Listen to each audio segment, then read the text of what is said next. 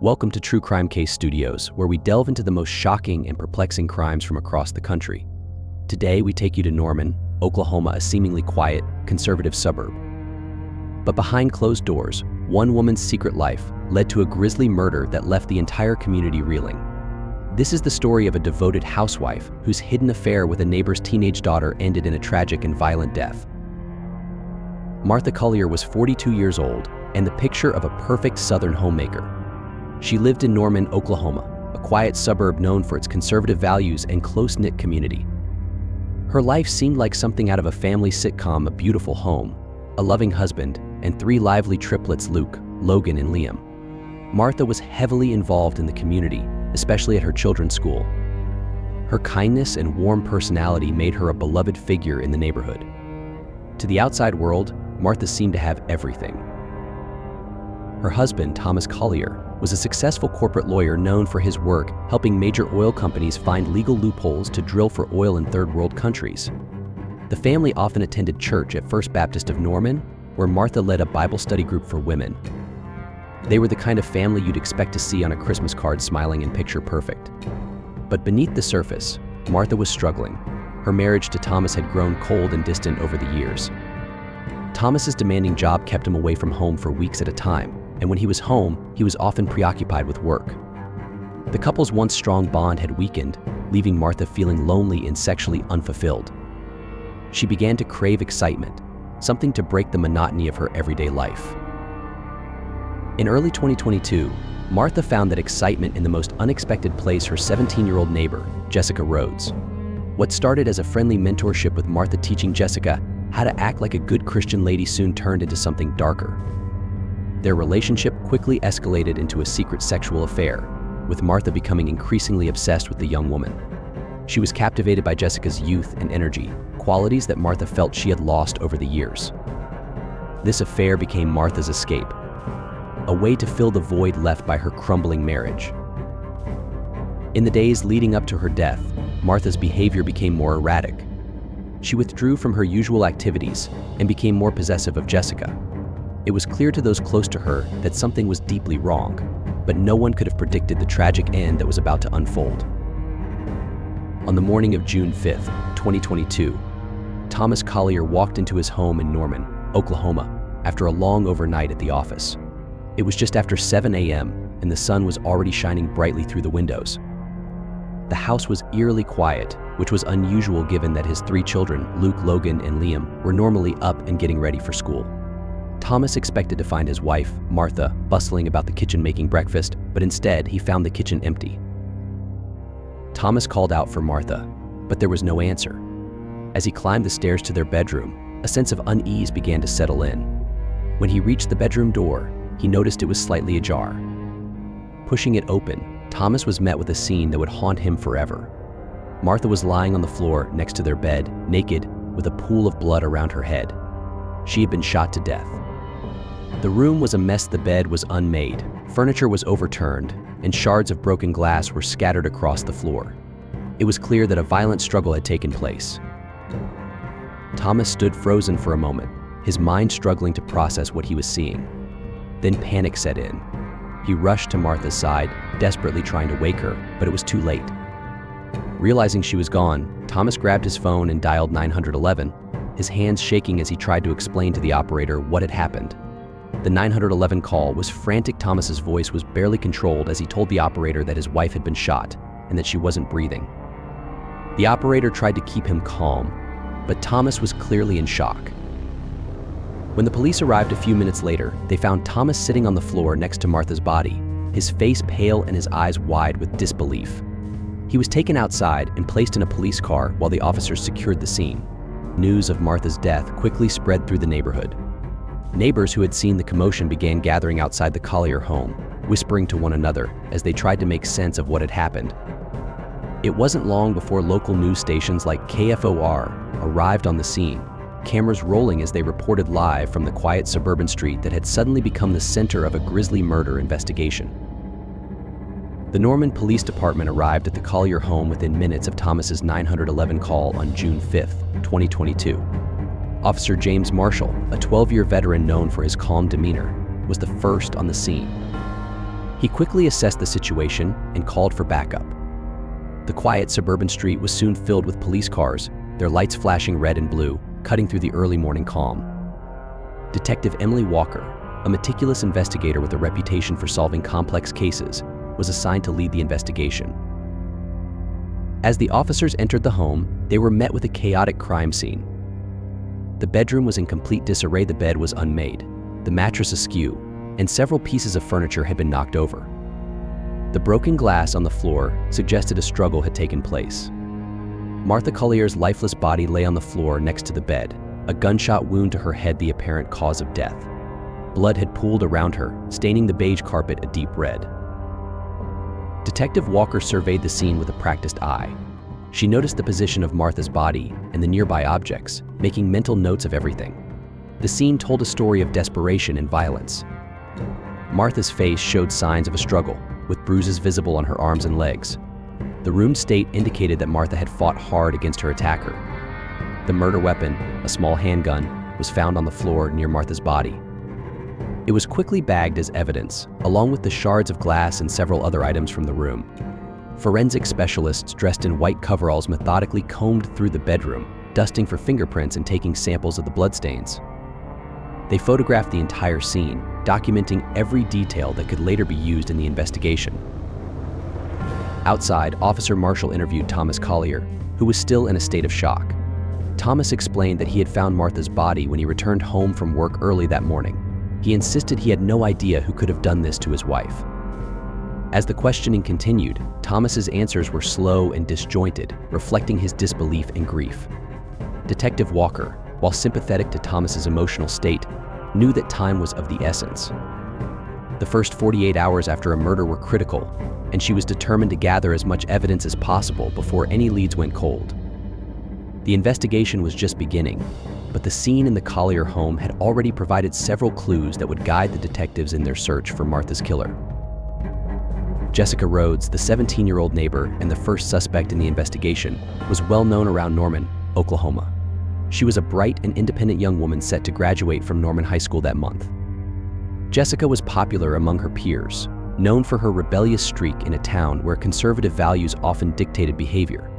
Despite her vibrant exterior, Jessica's sexual relationship with Martha Collier had taken a dark turn. What began as a mentorship quickly escalated into a secret, passionate affair that left Jessica feeling increasingly trapped. Martha, who initially acted as a guide for Jessica in navigating the expectations of their community, soon became a possessive and controlling sexual partner, often asking Jessica to experiment far beyond her comfort zone. Jessica Rhodes's friends noticed a change in her behavior. She had become more withdrawn, avoiding social gatherings and skipping her usual hangouts like the local Starbucks, where she and her friends would often meet. When Detective Emily Walker and her team brought Jessica in for questioning, they were particularly interested in her relationship with Martha Collier. The detectives knew that Martha's possessiveness could have been a possible motive for murder. Jessica's reaction during the interrogation was telling. She appeared nervous, fidgeting with her hands and avoiding eye contact. Detective Walker asked Jessica about the nature of her relationship with Martha, and at first, Jessica was reluctant to say much. However, as the questioning continued, she admitted that she and Martha had been involved in a romantic relationship that had recently soured. Jessica described how Martha had become increasingly erratic in the weeks leading up to her death. She mentioned how Martha would often call her at all hours of the day, demanding her to drop everything to be with her. Jessica also revealed that Martha had threatened to expose their relationship if Jessica tried to end it. These threats had caused Jessica a great deal of stress, and she had started to feel suffocated by Martha's constant need for control. When asked where she was on the night of the murder, Jessica claimed she was at a friend's house studying for final exams. The detectives noted her alibi but remained skeptical, given the tension in her relationship with Martha. Jessica's nervous demeanor during the interrogation only heightened their suspicions. Detective Walker pressed her for more details, but Jessica maintained her innocence, insisting that she had nothing to do with Martha's death. Despite her denials, Jessica's connection to the victim and the strained nature of their relationship made her a key suspect in the investigation. The detectives knew they needed to dig deeper into Jessica's story to either confirm or rule out her involvement in the crime. The next person under scrutiny was Thomas Collier, Martha's 46-year-old husband. As a corporate lawyer specializing in helping oil companies find loopholes to take people's land in third world countries for drilling, Thomas had a demanding career that often kept him away from home. He worked long hours, frequently traveling for business meetings and appearances. In the close-knit community of Norman, he was known for his professional success, but also for his distant, somewhat aloof demeanor. Unlike Martha, who was actively involved in the community, Thomas kept mostly to himself, focusing on his career and leaving Martha to manage their home and raise their 3 children, Luke, Logan, and Liam. Thomas's relationship with Martha had been strained for some time. The couple, once seen as the perfect pair, had grown apart over the years. Friends and neighbors noticed the shift. They no longer attended events together, and when they did, there was an obvious tension between them. Martha had confided in a few close friends that she felt neglected and lonely in her sexless marriage. She had mentioned how Thomas's constant absences had made her feel more like a single parent than a partner in their relationship. On the night of Martha's murder, Thomas claimed he had been working overnight at his office in downtown Oklahoma City. He told the detectives that he hadn't noticed anything unusual when he returned home early the next morning, only to find Martha's lifeless body. Detective Emily Walker and her team were interested in Thomas's alibi and his reaction to finding his wife dead. They questioned him thoroughly, trying to gauge whether his grief was genuine or if it masked something darker. During the interrogation, Thomas remained calm and composed, answering questions in a measured tone. He expressed deep sorrow over Martha's death, but there was a detachment in his demeanor that the detectives found unsettling. He admitted that he and Martha had been having marital problems, but insisted that he still loved her and would never have harmed her. However, the detectives couldn't ignore the possibility that Thomas's strained marriage and Martha's affair with their neighbor's daughter, Jessica Rhodes, could have provided a motive for murder. When pressed about his whereabouts on the night of the murder, Thomas was adamant that he had been at work, presenting time-stamped emails and phone records as proof. While his alibi seemed solid, the detectives were not entirely convinced. They noted that Thomas's profession gave him the skills and resources to potentially cover his tracks if he were involved in the crime. Despite his calm demeanor, Thomas's strained marriage and the coldness in his relationship with Martha kept him firmly in the spotlight of the investigation. The detectives knew they had to keep a close eye on him as they continued to piece together the events leading up to Martha's death. The third suspect in the investigation was Karen Rhodes, Jessica's 42-year-old mother. Karen was a single mother who worked long hours as a nurse at Norman Regional Hospital. She was known for her dedication to her job, often working double shifts to make ends meet and provide for Jessica. Despite her busy schedule, Karen had a reputation for being a strong, no-nonsense woman who cared deeply for her daughter. Karen and Martha Collier had been friends for several years. Their friendship was initially built on shared experiences as mothers and homemakers. However, as time passed, Karen began to notice changes in her daughter's behavior. Jessica had become more secretive, and her once close relationship with her mother seemed to be slipping away. Karen suspected that something was going on between Jessica and Martha, but she wasn't sure what. A few days before Martha's murder, Karen confronted Martha about her suspicions. The two had a heated argument in Martha's driveway, where Karen demanded that Martha stop seeing her daughter. Karen was protective of Jessica and didn't like the idea of her daughter being involved in anything that could harm her future. The confrontation left both women angry, and Karen left the encounter feeling uneasy. When Detective Emily Walker and her team brought Karen in for questioning, they were aware of the argument she had with Martha. The detectives asked Karen about her relationship with Martha and why she had confronted her. Karen, who was usually composed, showed signs of stress during the interrogation. She admitted that she had argued with Martha but denied having anything to do with her death. She explained that she was concerned about Jessica's well-being and only wanted to protect her daughter from getting hurt. The detectives pressed Karen about her whereabouts on the night of the murder. Karen stated that she had been working a night shift at the hospital and had clocked out just before midnight. She provided time-stamped records from the hospital's timekeeping system to support her alibi. Despite her strong alibi, the detectives couldn't ignore the intensity of the argument she'd had with Martha and the fact that she lived so close to the crime scene. Karen's protective nature and her proximity to the Collier home kept her on the detectives' radar. They continued to investigate her involvement, looking for any possible link between her argument with Martha and the events that led to Martha's murder. While Karen maintained her innocence, the detectives knew they couldn't rule her out just yet. The investigation into Martha's death was far from over. and Karen's role in the case remained a critical piece of the puzzle. On June 12, 2022, just as the summer heat began to settle over Norman, Oklahoma, a breakthrough in the case emerged. It was mid-morning, around 10 a.m., when Detective Emily Walker received a call from a technician at a local electronics repair shop, TechFix, located on Main Street. The technician had been working on a malfunctioning home security system brought in by a customer. Detective Emily Walker received a call from a technician at a local electronics repair shop, TechFix, located on Main Street.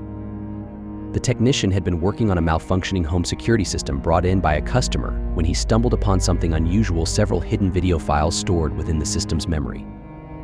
These files contained footage that had been recorded in the Collier home, specifically in the master bedroom where Martha Collier's body had been found.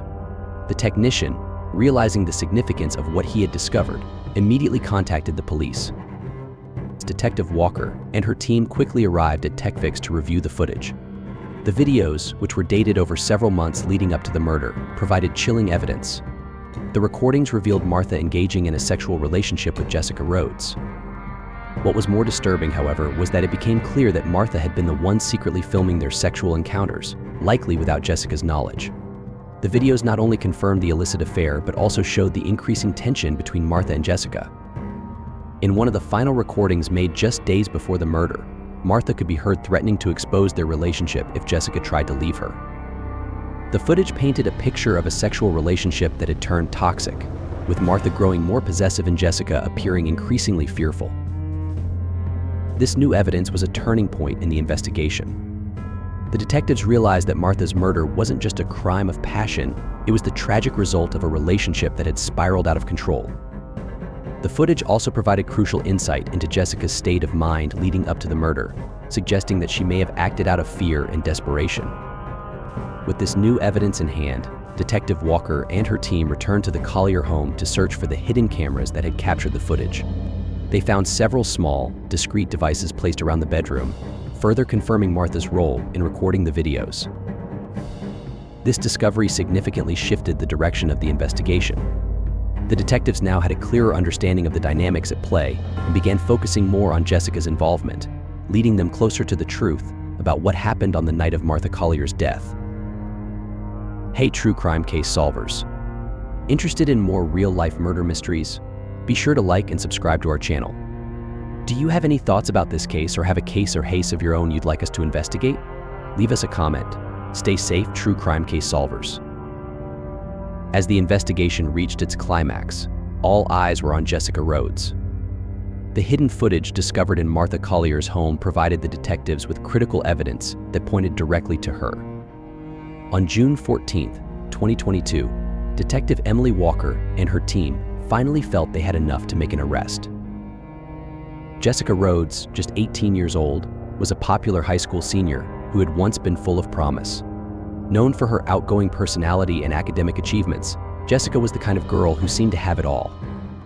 But behind closed doors, she was trapped in a toxic and secretive sexual relationship with Martha, a relationship that had spiraled out of control.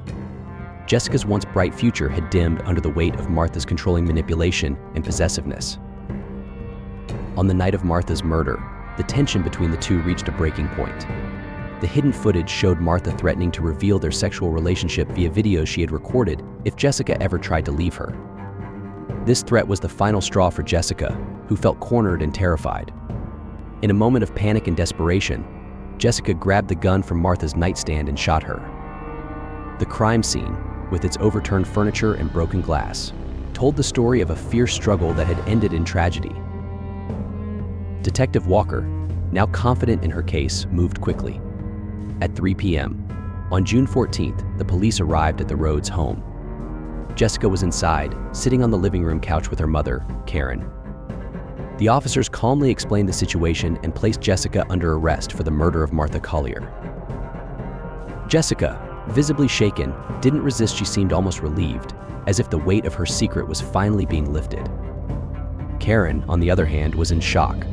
She had no idea that her daughter had been involved in such a dangerous relationship, and the reality of the situation left her speechless. The arrest sent shockwaves through the community. Martha's family, especially her husband Thomas and their 3 children, were devastated by the news. Thomas had suspected that something was wrong in his marriage, but he never imagined it would end in such a horrific way. The Collier family, once seen as the epitome of suburban success, was now shattered. In the days that followed, more details about the toxic sexual relationship between Martha and Jessica came to light, painting a complex picture of emotional abuse and desperation. The community, which had initially seen Jessica as a promising young woman, began to view her actions through a different lens, one that took into account the psychological torment she had endured. Jessica's arrest marked the beginning of a long legal process, one that would force everyone involved to confront the dark truths that had been hidden beneath the surface of their seemingly perfect lives. The trial of Jessica Rhodes began in late November 2022, capturing the attention of the entire Norman, Oklahoma community. The courtroom was packed with spectators and media, all eager to see how the case would unfold. The prosecution, led by District Attorney Mark Peters, a 50-year-old seasoned lawyer with a reputation for being tough but fair, argued that Jessica had committed cold-blooded murder. Peters painted a picture of Jessica as a manipulative young woman who, when faced with the possibility of losing control over her secret affair with Martha Collier, chose to end Martha's life rather than face the consequences. On the other side, Jessica's defense attorney, Lisa Greentler, a 38-year-old known for her passionate advocacy for young clients, took a different approach. Greentler argued that Jessica was a victim of Martha's emotional and psychological manipulation. She presented evidence from the hidden videos showing how Martha had increasingly pressured and threatened Jessica, driving her to the brink of despair. Greentler contended that Jessica's actions, while tragic, were the result of intense fear and a sense of having no way out. She pleaded with the jury to consider the torment Jessica had endured in the months leading up to the murder. The trial was emotionally charged, especially for Martha's family, who sat in the courtroom every day, listening to the details of Martha's secret life and the events that led to her death. Thomas Collier, in particular, was visibly shaken as he heard testimony about his wife's affair and the manipulative behavior she had displayed toward Jessica. The triplets, too young to fully understand the proceedings, were kept away from the trial, their lives now forever changed by the loss of their mother. After several days of testimony and arguments, the jury reached a verdict on November 29, 2022. Jessica Rhodes was found guilty of manslaughter, not murder. The jury, influenced by the evidence of Martha's manipulation and Jessica's psychological state, chose to convict her on a lesser charge. The judge sentenced Jessica to 10 years in prison, with the possibility of parole after 5 years. The sentence was met with mixed reactions. Martha's family felt the punishment was too lenient, struggling to reconcile the woman they knew with the secret life that had led to her death.